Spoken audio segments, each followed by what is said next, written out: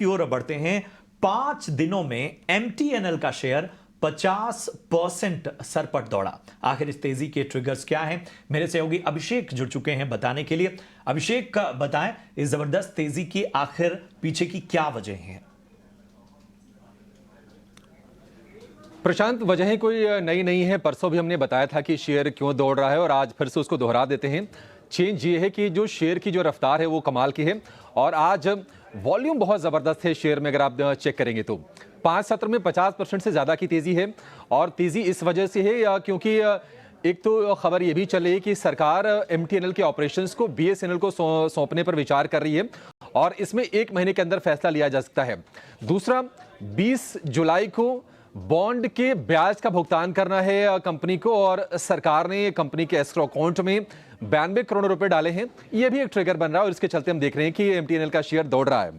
आपको बता दें कि बीएसएनएल को ऑपरेशन सौंपने पर सीओएस यानी कि कमेटी ऑफ सिक्योरिटीज विचार करेगी और सीओएस इसको अगर मंजूर कर देता है तो फिर यह प्रस्ताव कैबिनेट के पास भेजा जाएगा।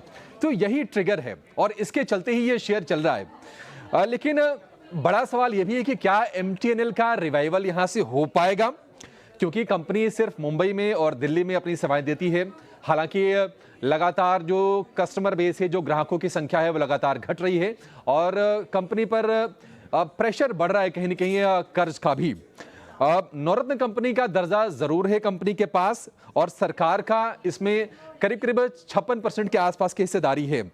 हालांकि लैंड मोनेटाइजेशन का जो काम है वो काफी धीमा है और उसको लेकर चिंताएं हैं। हालांकि इसके पहले भी 2 बार सरकार की तरफ से कोशिश की जा चुकी है। 2019 में सरकार ने रिवाइवल प्लान तैयार किया था, उसके बाद 2022 में बीएसएनएल और एमटीएनएल दोनों को मिलाकर 1,64,000 करोड़ रुपए का पैकेज दिया था, जो कि नेटवर्क की अपग्रेडेशन, सर्विस को बेहतर करने, 4G लॉन्च करने और बैलेंस शीट को भी इंप्रूव करने का सरकार ने टारगेट रखा था। हालांकि अभी वो दूर की चीजें लग रही हैं।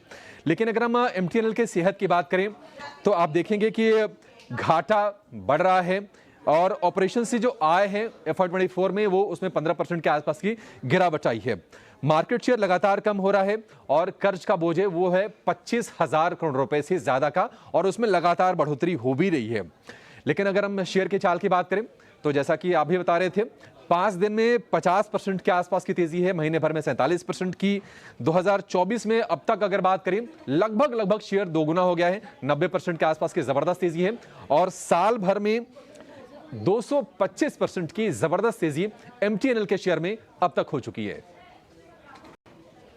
बहुत शुक्रिया करेंगे अभिषेक इस विस्तृत जानकारी के लिए। और चलिए लगे हाथ वैशाली जी से इस पर एक राय भी ले लेते हैं।